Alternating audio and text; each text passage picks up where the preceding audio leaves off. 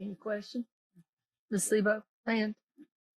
The question I have for you, Chief, is when you indicated that you were going to stagger one of the officers and have that officer would be there for a certain time and then come and check every hour.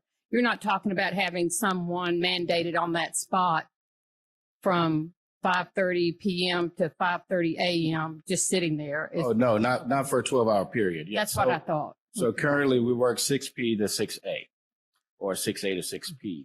We would adjust the time period for one of the persons on each shift that works 5:30 to 5:30. And one of those persons that come in on a shift at 5:30, that their immediate assignment would be to report directly to the park and man the park from 5:30 p.m. until 7:30 p.m., locking the gates to the basketball court, whatever time we deem necessary. At 6 o'clock, right? 6 o'clock currently, yes, ma'am.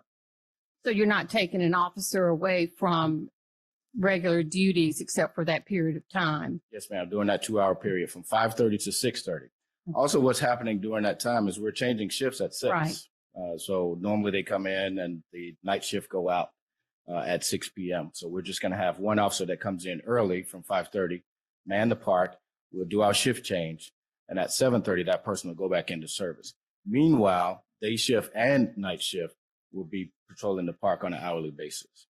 I've also required them to pull out on the radio so that there's a log that they've been there, and that documents that we've patrolled the park at every given hour.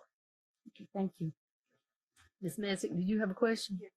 Thank you, Mayor. My only question was, I know that many of the council have talked about previous problems we've had in that area, and I wanted to know in this plan what's different than what's been done in the past, or if you've been even made familiar of what they've tried in the past and what has worked and hasn't worked, and what is different about this plan than other plans. Now, that's a really great question. I haven't been given any details about what happened previously or how we patrolled it previously. I do know that the officers told me that they were required to stay in the park during the last incidents, is what I do know. And even just sitting here and thinking about options or resolutions and listening to the people that came up to speak, one of the guys, I believe his last name was Daniel, came up to speak. My platform is community policing. And if we form neighborhood watches for our neighborhoods, I don't see that there's not an option that we could partner with our citizens or the patrons at the basketball court to form a basketball watch or a park watch, to have some of them to work with the police during that particular time while we're, trying to man the park. That was just a thought that came to me while he was up here speaking, that we could make contact with him and see if there are people that would like to do something like that. We've got to think out of the box when we're trying to deal with these problems. And that's just one idea that came to mind.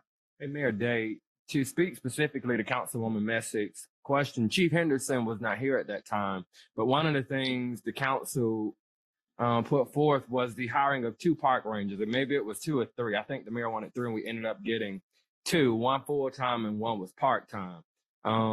And then subsequent to that, the issue that we had was littering. I think we closed the parks down for 2 to 3 weeks.